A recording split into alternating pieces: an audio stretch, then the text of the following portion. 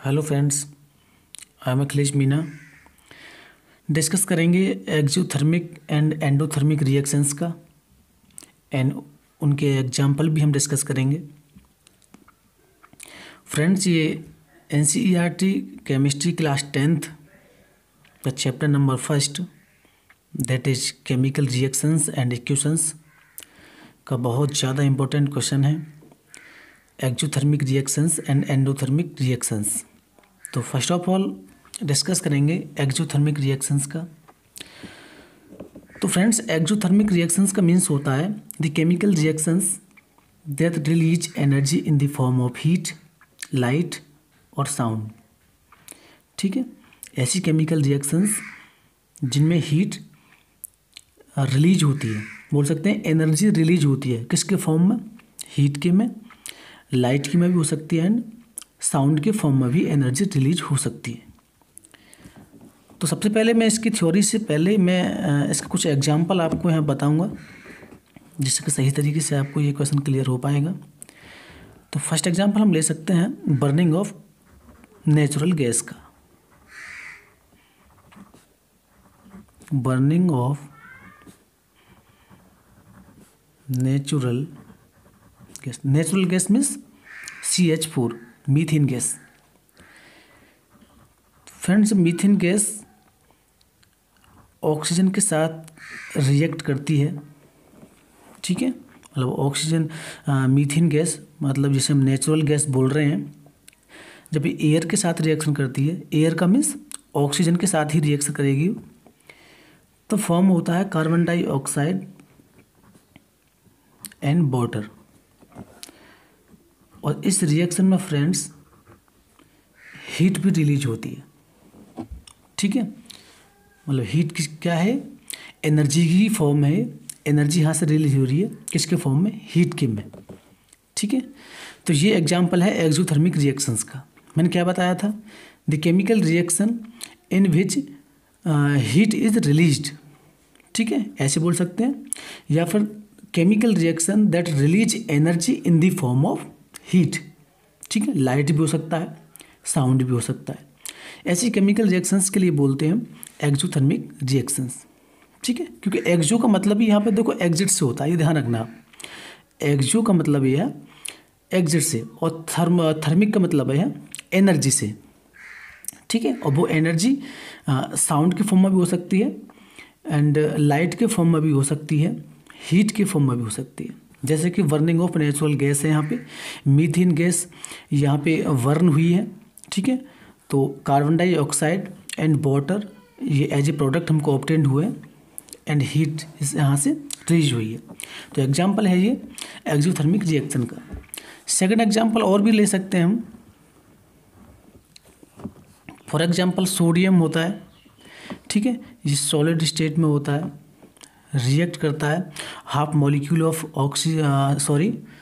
Cl2।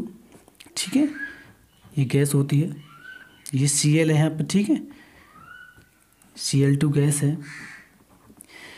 Sodium जो solid form में होता है, हाफ मॉलिक्यूल ऑफ क्लोरीन के साथ ये रिएक्शन कर रहा है।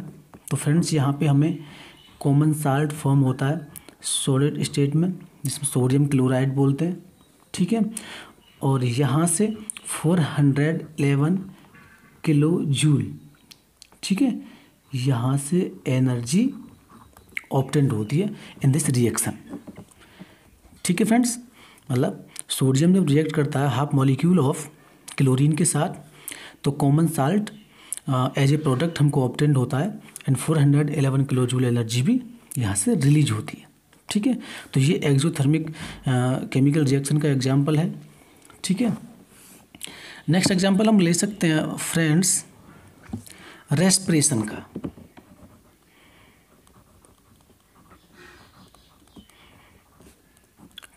ठीक है, रेस्पिरेशन क्या होता है?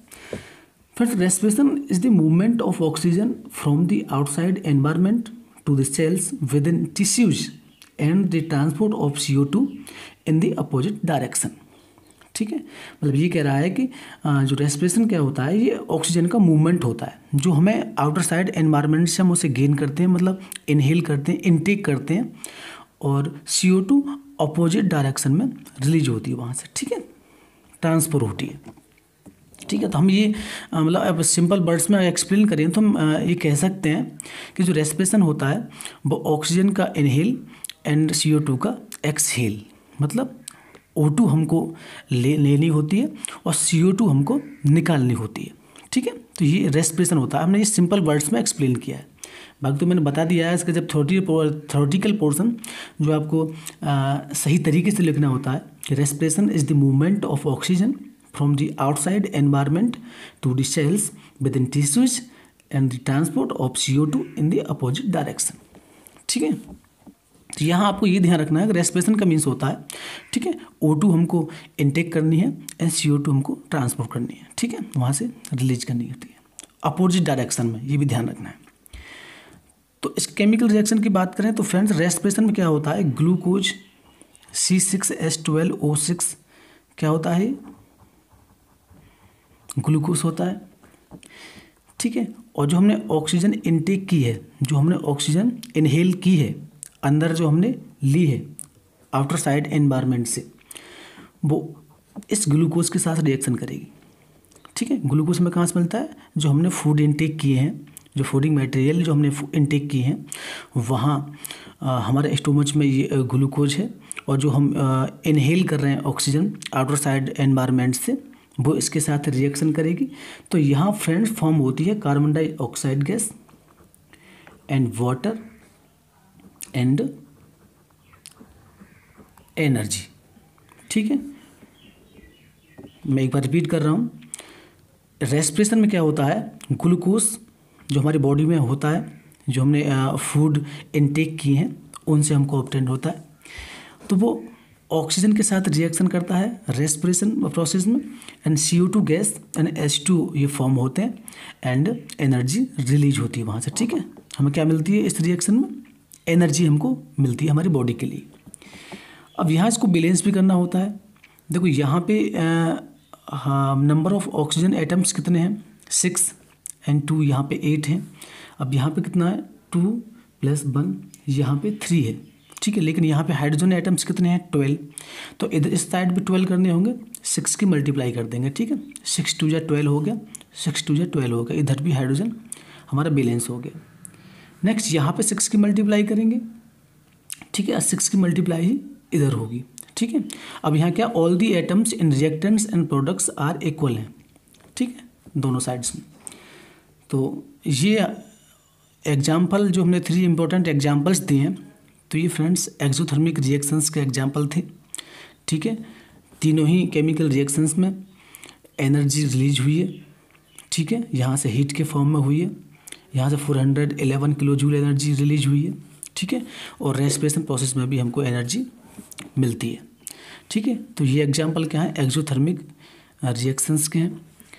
अब इसकी थ्योरी की बात करें कि एक्सोथर्मिक थ्योरी की ये हम लिखनी भी होती है, मैंने वैसे आपको बता दिया है कि chemical reactions that release energy in the form of heat, light और sound are called exothermic reactions. Okay friends, तो केमिकल जो एक्सोथर्मिक केमिकल रिएक्शंस थी, ठीक है, मैंने उसके एग्जांपल्स आपको समझा दिए हैं, प्लस उसकी थ्योरी भी आपको दे दी है, ठीक है। आई होप ये क्वेश्चन आपको सही तरीके से समझ में आया होगा। इससे पहले इसका एग्जांपल जो था बर्निंग ऑफ नेचुरल गैस, इस केमिकल रिएक्शंस को हमने बैलेंस नहीं किया है। बैलेंस आप कर सकते हैं, number of hydrogen atoms on both sides equal करने होते हैं। यहाँ पे number of atoms of oxygen 3 हैं, इधर 2 है, इधर हम इसको, ये इवन नंबर है ऑक्सीजन का, सॉरी ओड नंबर है, इसको इवन करना है, तो इधर 2 की मल्टीप्लाई करेंगे तो 2 + 2 ऑक्सीजन हो जाएंगे, यहाँ पे 4 एटम्स, यहाँ भी 2 की मल्टीप्लाई करेंगे।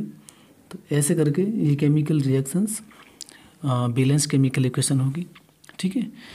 नेक्स्ट इस क्वेश्चन का सेकंड पार्ट है फ्रेंड्स, एंडोथर्मिक रिएक्शंस। अब एंडोथर्मिक रिएक्शंस क्या होता है फ्रेंड्स, एक्सोथर्मिक का जस्ट ऑपोजिट है। अच्छा, एक चीज़ हम यहाँ पे ये भी बोल सकते थे कि जो कॉम्बिनेशन रिएक्शंस के एग्जांपल हैं जो इस चैप्टर में आपने स्टडी किया है, ठीक है, इस चैप्टर में जो आपने स्टडी किया है combination reactions, decomposition reactions, displacement reactions, तो उनमें से ही एक कॉम्बिनेशन रिएक्शंस होती है जिसमें 2 और मोर सब्सटेंसेस आपस में कंबाइंड होते हैं और सिंगल सब्सटेंस फॉर्म करते हैं वो, ठीक है। ऐसी केमिकल रिएक्शंस के लिए हम कॉम्बिनेशन रिएक्शंस बोलते थे। तो वहाँ से हीट रिलीज होती थी, ठीक है, एनर्जी रिलीज होती थी। तो हम ये बोल सकते हैं कि कॉम्बिनेशन रिएक्शंस के जो एग्जाम्पल्स हैं, जो कॉम्बिनेशन रिएक्शंस हैं, वो क्या है, एक्सोथर्मिक है, ठीक है। इधर मैं लिख देता हूँ, in other words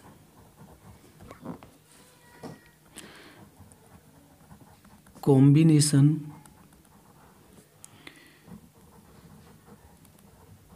reactions are exothermic, ठीक है। क्योंकि कॉम्बिनेशन रिएक्शंस में क्या होता था, 2 or more substances combined each other to form a new and single substance, ठीक है। तो वहाँ हीट रिलीज होती थी। तो कॉम्बिनेशन रिएक्शंस को हम बोलते हैं एक्सोथर्मिक रिएक्शंस, ठीक है। अब नेक्स्ट बात करते हैं इस क्वेश्चन का पार्ट नंबर 2 एंडोथर्मिक, ठीक है, क्योंकि इस क्वेश्चन के 2 पार्ट हैं, एक्सोथर्मिक एंड एंडोथर्मिक। तो एंडोथर्मिक क्या होता है फ्रेंड्स, एक्सोथर्मिक का जस्ट अपोजिट होता है। एक्सोथर्मिक में तो यहाँ हीट रिलीज हो रही थी, एंडोथर्मिक में हमें हीट उसको देनी होगी, ठीक है। मतलब उन रिएक्शंस में हीट एब्जॉर्ब होगी। बोल सकते हैं reactions that absorb energy or require energy in order to proceed are called endothermic reactions. मतलब उन केमिकल रिएक्शंस को प्रोसीड करने के लिए, ठीक है, उन्हें प्रोसीड करने के लिए हमें हीट की ज़रूरत पड़ती है। उन रिएक्शंस के लिए, उन सब्सटेंसेस के लिए हमें हीट देनी पड़ती है, ठीक है। वो सब्सटेंसेस हीट एब्जॉर्ब करते हैं, उसके बाद फिर रिएक्शन प्रोसीड होती है, ठीक है। तो ये एंडोथर्मिक रिएक्शंस होती हैं। और हम ये भी बोल सकते हैं the reactions which require energy in the form of heat, light और electricity to break reactants are called endothermic reactions, ठीक है। अब एनर्जी जो हमको देनी होती है वो हीट के फॉर्म में भी हो सकती है, लाइट के फॉर्म में भी हो सकती है एंड इलेक्ट्रिसिटी के फॉर्म में भी हो सकती है, ठीक है। और वो एनर्जी सब्सटेंस गेन करके क्या करते हैं, ब्रेक होते हैं, मतलब डिकम्पोज होते हैं 2 और मोर सिमिलर सब्सटेंसेज में, ठीक है। तो ऐसी केमिकल रिएक्शंस के लिए बोलते हैं हम एंडोथर्मिक केमिकल रिएक्शंस। जैसे एग्जांपल में लेता हूँ, देखो यहाँ पे इधर एंडोथर्मिक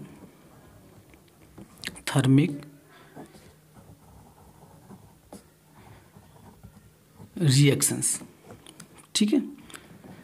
एंडो का मतलब यहाँ पे हमें इसको एनर्जी क्या है, देनी होती है, एंट्री करानी होती है इधर। तो एग्जांपल हम ले सकते हैं, इसका फर्स्ट एग्जांपल देखो, कैल्शियम कार्बोनेट है, ठीक है, जो सॉलिड स्टेट में होता है। इसको जब हीट करेंगे, ठीक है, इस कैल्शियम कार्बोनेट को जब हम हीट प्रोवाइड करेंगे तो ये कैल्शियम ऑक्साइड, जिसे हम क्विकलाइन बोलते हैं, क्विकलाइन, एंड कार्बन डाइऑक्साइड जो गैस होती है, ठीक है, यहाँ से रिलीज होती है, क्योंकि ये तो सॉलिड होता है, ठीक है, और ये भी सॉलिड होता है, जिसे हम क्या बोलते हैं, लाइम स्टोन, ठीक है। तो फ्रेंड्स ये आप देख रहे हैं डिकम्पोजिशन रिएक्शन है, वो भी थर्मल डिकम्पोजिशन, क्योंकि हमने इसको हीट प्रोवाइड की है। थर्मल डिकम्पोजिशन है, ठीक है। यहाँ पर एक सिंगुलर सब्सटेंस क्या हो रहा है, 2 और मोर सब्सटेंसेज में डिकम्पोज हो रहा है, ठीक है। ये सिंगल सब्सटेंस है और ये हमने इसको हीट दी है, और हीट लेने के बाद ये ब्रेक हुआ है, ठीक है, मतलब डिकम्पोज हुआ है, और डिकम्पोज होने के 2 सब्सटेंसेज में, ठीक है, ये सेपरेट हो गया, calcium oxide and carbon dioxide. तो इस रिएक्शन में क्या है, हीट की ज़रूरत पड़ी है, इसे हमने इस सब्सटेंस को हीट दी है, ठीक है। तो ऐसी केमिकल रिएक्शंस के लिए बोलते हैं एंडोथर्मिक रिएक्शंस। जबकि एक्सोथर्मिक में क्या हो रहा था कि वहाँ उस रिएक्शन में, उन रिएक्शंस में हीट रिलीज हो रही थी यहाँ पे, ठीक है, एनर्जी रिलीज हो रही थी, या वो हीट के फॉर्म में हो या फिर इलेक्ट्रिसिटी के फॉर्म में हो, ठीक है, या फिर साउंड के फॉर्म में हो। ऐसे करके वो वहाँ से हीट रिलीज हो रही थी, लेकिन यहाँ हमें हीट देनी पड़ रही है इसके लिए, ठीक है। तो उसका बिल्कुल जस्ट अपोजिट है। और हम बोल सकते हैं जो डिकम्पोजिशन रिएक्शंस के एग्जाम्पल हैं, चाहे वो थर्मल डिकम्पोजिशन है, चाहे वो इलेक्ट्रोलाइट की डिकम्पोजिशन है, या फिर वो फोटोलाइट की डिकम्पोजिशन है, फ्रेंड्स वो सभी डिकम्पोजिशन रिएक्शंस के एग्जाम्पल एंडोथर्मिक होते हैं, क्योंकि सभी में हमको हीट देनी पड़ती है, ठीक है। और वो सब्सटेंस फिर 2 और मोर सब्सटेंसेज में ब्रेक हो जाता है, ठीक है। नेक्स्ट एग्जाम्पल और ले सकते हैं हम इसका, सिल्वर क्लोराइड है। सिल्वर क्लोराइड सॉलिड फॉर्म में होता है, ठीक है। जब इसको हम सनलाइट देते हैं, ठीक है, जब सनलाइट देंगे, ठीक है, तो ये हीट होगा। तो हीट होने के बाद में क्या होगा, ये सिल्वर यहाँ से डिकम्पोज हो जाएगा एंड क्लोरीन गैस यहाँ से इससे सेपरेट हो जाएगी, ठीक है। देखो इसमें सिल्वर एंड क्लोरीन दोनों थे, सिल्वर एंड क्लोरीन दोनों के दोनों ही डिकम्पोज हो जाएंगे, ठीक है। वो ये एक सिंगल सब्सटेंस ब्रेक हो रहा है, ठीक है। और किसके थ्रू ब्रेक हो रहा है, सनलाइट से। इसने सनलाइट एब्जॉर्ब की है और ये ब्रेक हो गया 2 सिमिलर सब्सटेंसेज में, ठीक है, सिल्वर एंड क्लोरीन। अब यहाँ अब ये हुआ कैसे, क्योंकि इसने हीट एब्जॉर्ब की है सनलाइट से, ठीक है, इसने सन से हीट एब्जॉर्ब की है। तो अब ये 2 सिमिलर सब्सटेंसेज में ब्रेक हो गया। तो ऐसी केमिकल रिएक्शंस के लिए बोलते हैं फ्रेंड्स हम एंडोथर्मिक रिएक्शंस, जिनमें हीट एब्जॉर्ब होती है और जिनमें हीट रिलीज होती है वो एक्सोथर्मिक रिएक्शंस होती है, ठीक है। अब इस सनलाइट गेन करके एब्जॉर्ब करके जब ये डिकम्पोज हुआ है, तो फ्रेंड्स ऐसी केमिकल रिएक्शंस के लिए बोलते हैं फोटोलाइटिक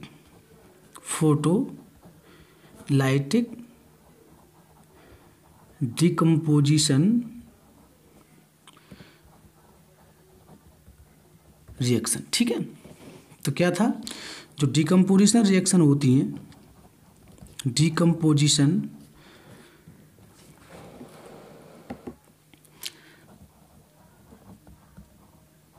रिएक्शंस आर एंडोथर्मिक, ठीक है ना। और कॉम्बिनेशन रिएक्शन क्या थी, एक्सोथर्मिक। यहाँ क्या है, डिकम्पोजिशन रिएक्शन, तो ये सब एंडोथर्मिक होती हैं, ठीक है। क्योंकि यहाँ पे सिंगल सब्सटेंस सिंपलर सब्सटेंसेज में डिकम्पोज हो रहा था, ब्रेक हो रहा था, ठीक है। बात करें इसकी थ्योरी की, तो थ्योरी मैंने आपको बता दी है पहले ही, reactions which require energy in the form of heat, light और electricity to break reactants are called endothermic reactions. Okay friends, तो एंडोथर्मिक रिएक्शंस की थ्योरी मैंने यहाँ पे लिख दी है, the reactions which require energy in the form of heat, light और electricity to break reactants are called endothermic reactions, ठीक है। रिएक्टेंट्स को ब्रेक करने के लिए जो एनर्जी रिक्वायर होती है, ठीक है, जो एनर्जी एब्जॉर्ब करते हैं, ऐसी केमिकल रिएक्शंस के लिए बोलते हैं एंडोथर्मिक रिएक्शंस, ठीक है। Thanks for watching.